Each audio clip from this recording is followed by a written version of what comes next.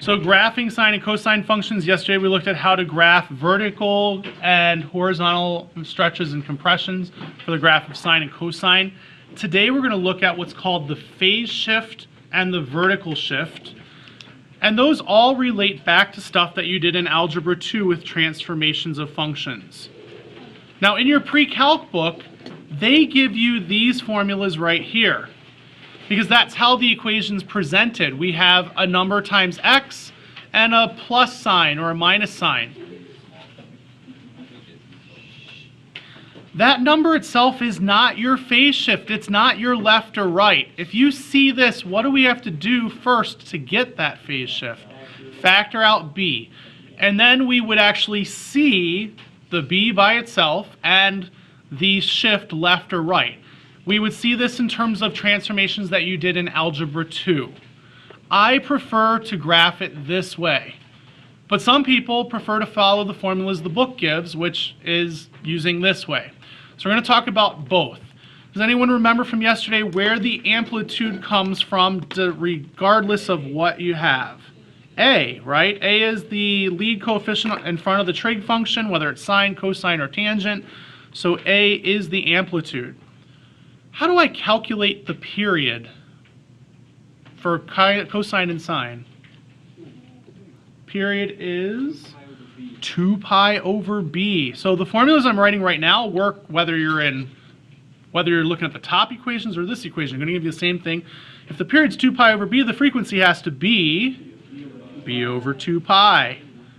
Now here's where it gets tricky. If you have factored it, which is how I like to approach this, some of you might also, then your phase shift is the opposite of what you see here. So when we have minus the number, it's just h. So if I have factored out b and I see a pi over 2 here, a minus pi over 2, then it will shift right pi over 2 units. If I see a plus pi over 3, then it will shift left pi over 3 units.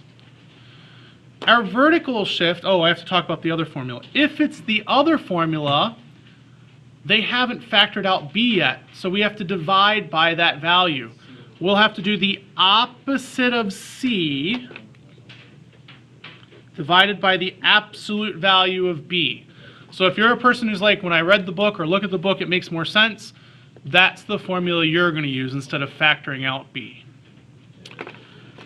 Vertical shift doesn't matter. Well, it does, because on my formulas, I don't call that d, I call it k, because that's what we called it in Algebra 2. So my vertical shift is k units. It's either up or down k units. If you're using their formula, you're calling it d. The midline, for our graphs that you had yesterday, I'm on the wrong page. Stay there. On the first page, we had the graph of sine, right? It did this. It went up to 1 and down to 0, and then, right, the midline was the x-axis. It keeps oscillating back and forth, but it always comes back to the x-axis. That's the midline. Well, our formula for the midline, if we've shifted the entire graph up or down by k units, then our midline is no longer y equals 0, it's y equals k.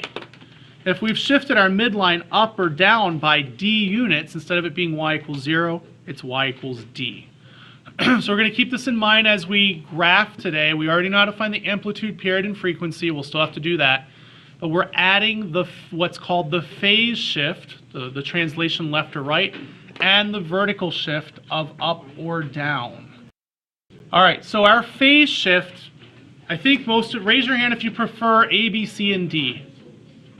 Right, almost everybody, because you're familiar with doing transformations in Algebra 2, prefers A times trig function, factor out the b first,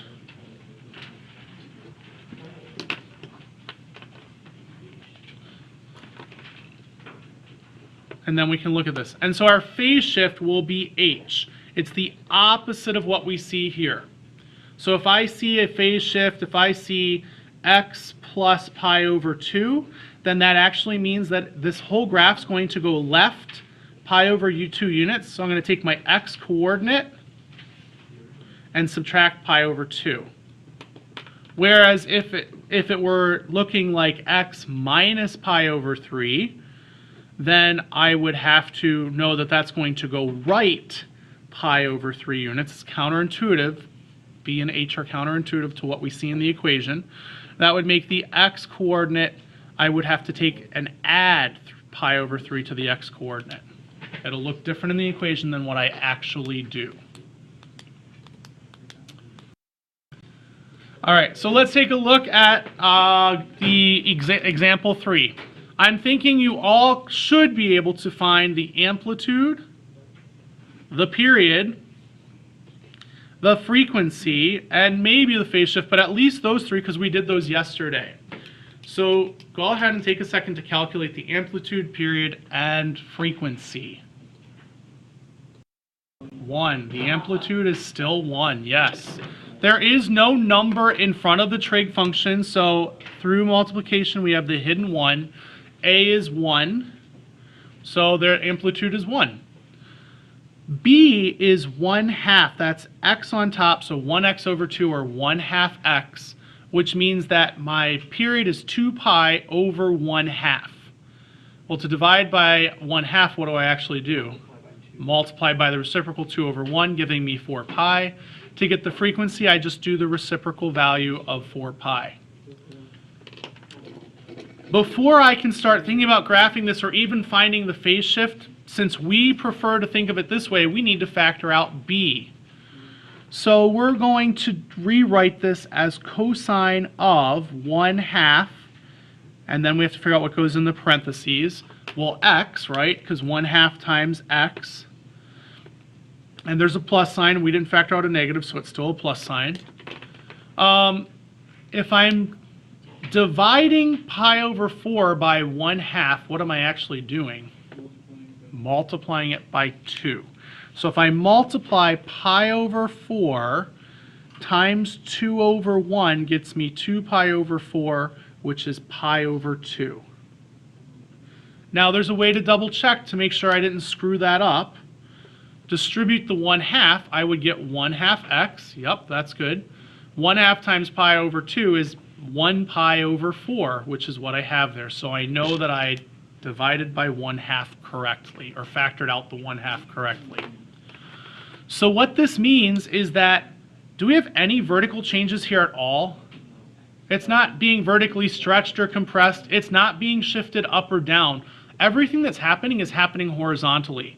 In fact, since b is 1/2, what is happening? We have a horizontal stretch or compression. Stretch of 2. Which means to my x coordinates, I'm going to have to do 2 times the x coordinate. And then, because it's going, which way is this? The phase shift. Phase shift is going to be left pi over 2. So even though it's a plus pi over 2 in the equation, I'm going to have to take that x coordinate after I've multiplied it by 2. I'm going to have to take away pi over 2 so that it actually reduces the point and moves it left by 1/2 of pi. So we are going to have to deal with fractions, and our fractions, well, maybe we won't because we're multiplying by 2. We'll have to see. Let's start with our original table for x and y for sine. So this is just the parent function of sine of x. We have 0, pi over 2, pi, 3 pi over 2, and pi. So we've either memorized this table or we know how to grab it from the unit circle. Thank you for 2 pi, yes. And then this is 0, 1, 0, -1, 0. The more graphs that you do, even from last night's practice, some of you just have these numbers memorized. This is cosine. Thank you, then I have to change it. I was doing it for sine. Sorry. That's okay, we just shift those. It starts at 1, 0, -1, sorry about that, 0, 1. Thank you, I have to have the right function to start with. So good news, our y coordinates don't change. They're going to stay that the whole time. So I don't have to do anything. They're not multiplied by anything. Nothing's added to them. But our x's we do have to deal with. We have to multiply our x's by 2. So here's 2 times x, and then I'm going to do something else to that. But let's start with that. 2 times x gives me 0, gives me pi, gives me 2 pi, 3 pi, and 4 pi. These were equally spaced by a half a unit. These should all be equally spaced. If they're not, then I did something wrong when I multiplied. They should remain equally spaced, but no longer by a half unit, now by a full unit. From that, I'm supposed to take away, oh, that stinks, to take away pi over 2. Well, because I have to take away pi over 2, I should probably represent these in terms of pi over 2. It will make it easier. So this should be 2 pi over 2. This would be 4 pi over 2. 3 pi over 2. No, sorry, 6 pi over 2. And 8 pi over 2. I'm multiplying the top and bottom by 2 to convert these to half units. Yes, sir. If you're multiplying the top and bottom by 2, Yes. wouldn't the second one become 2 pi over 4? No, because it was just pi before. See how it's in green? See, the green ones are what was there. It was 0 and pi. Oh, that was y. Yes. Okay. No, that's the x. That's the x coordinate. Yeah, but then how come on the left side it's pi over 2? It was pi over 2, but I multiplied it by 2. Okay. So it became pi, but now I'm converting it to halves. So 2 pi over 2 is pi. Okay. Okay. Sorry, I could have done that from the beginning. I should have recognized from the beginning that we're adding a half pi. So I could have started by listing all of these in terms of halves, and then just adding 4 pi over 2 might have been easier. So now I'm going to just take away pi over 2 from each of these to get my final x coordinate. I'm just taking 1 away from each of these numerators, giving me my final x coordinate to be negative pi over 2, pi over 2, 3 pi over 2, 5 pi over 2, and 7 pi over 2.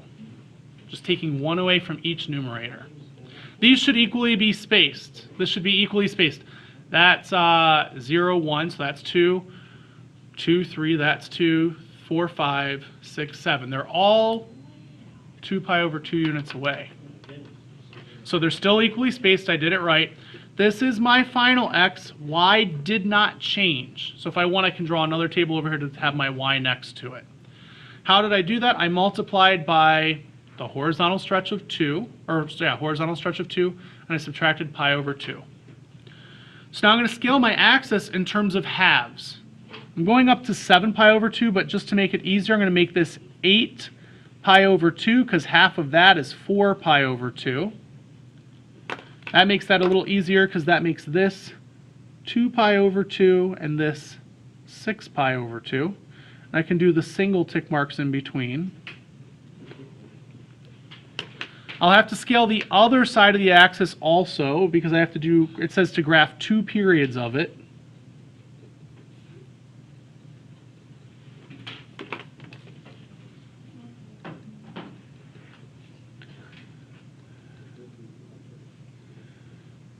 Any questions so far on scaling that graph or converting the points?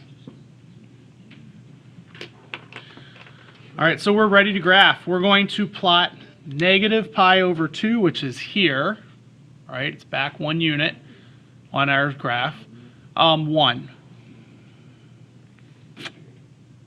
Because we're doing cosine, that makes sense. Pi over 2, 0. 3 pi over 2, negative 1. 5 pi over 2, 0, and 7 pi over 2, 1. And that looks like the graph of cosine, so we are good. It's not going to be symmetric with the y-axis anymore because we shifted everything to the left half of pi unit, pi over 2 units. I'm going to continue this pattern though. If I look carefully, since I have all these equally spaced, every 2 is where I put a point. So skip 1, put a point.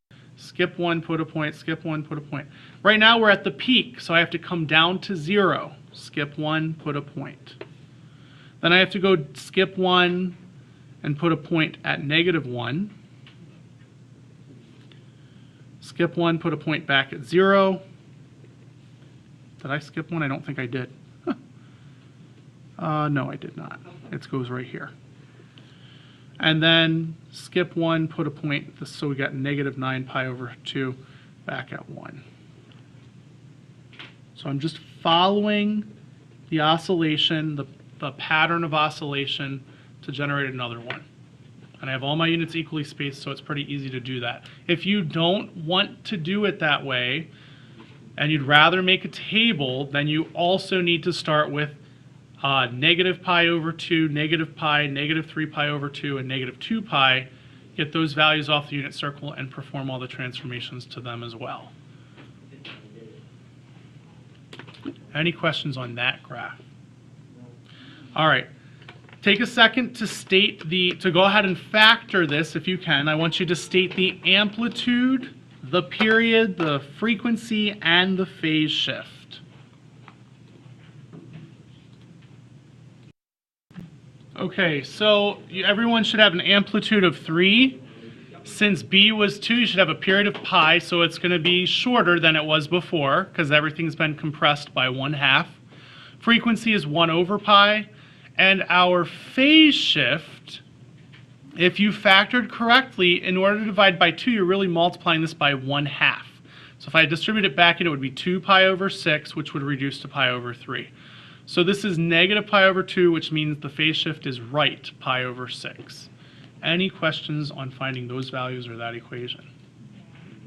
Okay, so we have that. That part's good. Now here's the thing. See how this is in terms of sixth? We're going to end up adding pi over 6 to every x coordinate in the end. So I want my values for x to be in terms of sixth for x values. As I move through, even if I've multiplied them by something, I want to keep them in terms of sixth. I should have done that on the first one. Since we knew it was going to be 1/2, it would have been easier to have these in terms of halves from the beginning. So I'm going to make my original table for sine. And I'm going to leave a little space on the x because once I make the x values, I'm going to put them in terms of sixth. So for my original x values, I would have had 0, pi over 2, pi, 3 pi over 2, and 2 pi for one full period. My original y values I'll put right now. Since it's sine, it will be 0, 1, 0, negative 1, 0. That I've just either memorized or I can get these from the unit circle.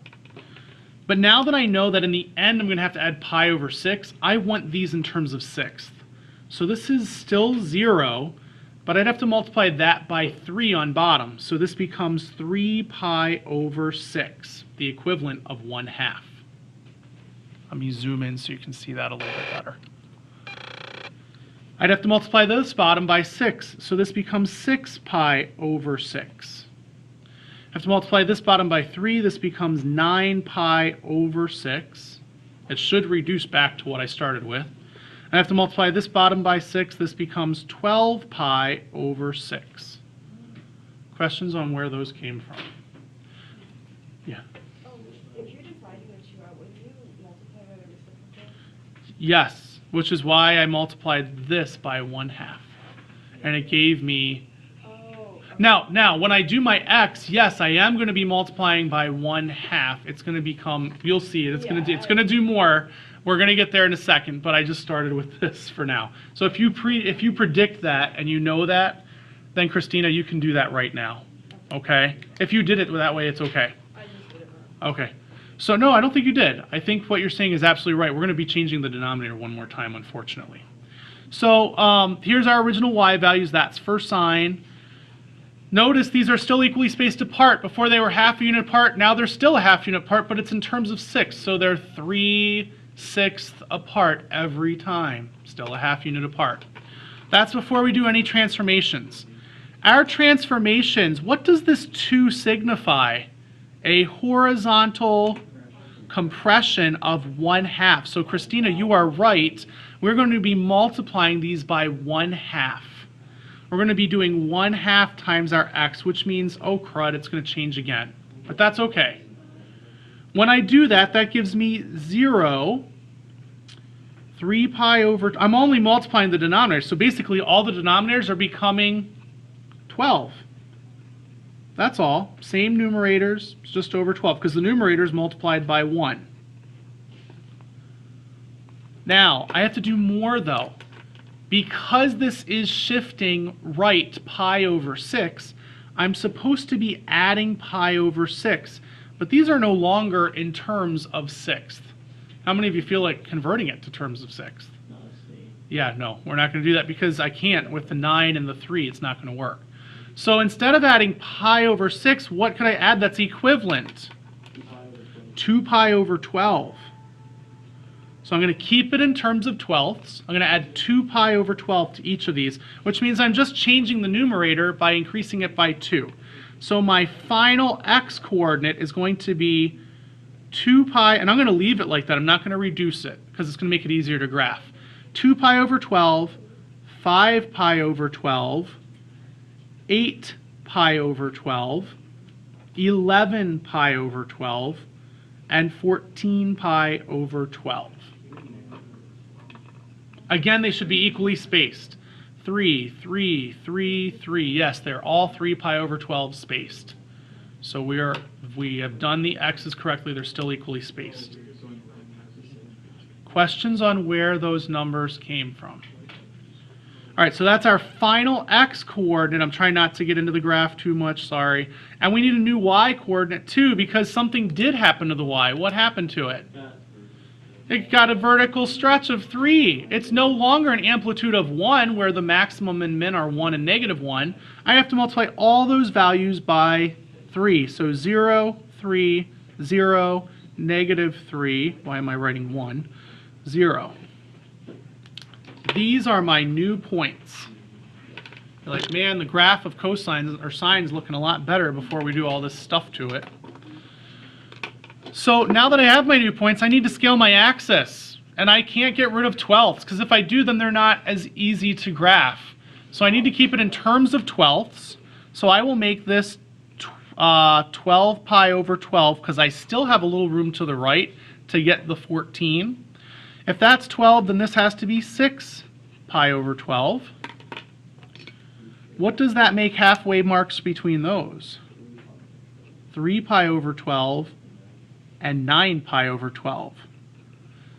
Which means that there are 3 marks to here. So if I equally space them, I can have 1, 2, 3, 4, 5, 6, 7, 8, 9, 10, 11, 12, 13, 14. Here's the 14 pi.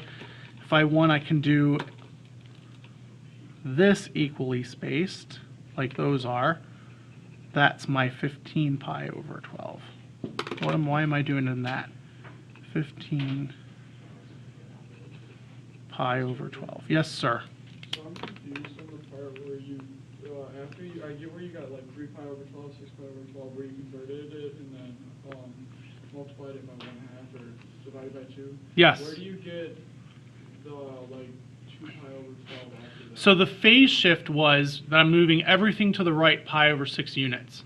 The problem is these are in twelfths now that we've multiplied by 1/2. I started out thinking, oh, they're going to be in sixths, except we multiplied by 1/2, so now they're in twelfths. So I need to make this in terms of twelfths. By multiplying top and bottom by 2, I get plus 2 pi over 12 instead of pi over 6. So then the 0 becomes 2 pi over 12, the 3 goes up to 5, the 6 goes up to 8, the 9 to 11, the 12 to 14. I do want to scale the other side of the axis the same way because I'm supposed to graph 2 periods of this. I might not need all of those tick marks, but I'm just going to at least get the general ones there. This is negative 6 pi over 12. In between, I have my negative 3 pi over 12, my negative 9 pi over 12, so those are going by 3s. 1, 2, 3, 1, 2, 3, 1, 2, 3, 1, 2, 3.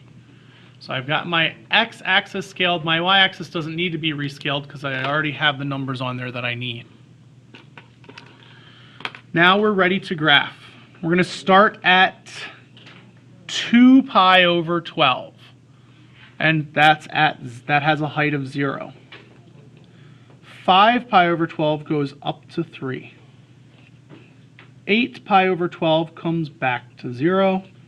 11 pi over 12 goes down to negative 3. and 14 pi over 12 comes back to 0. And it gives us the graph we expect for sine. Sine goes up and comes back down, continues down, and then comes back to the midline of the x-axis.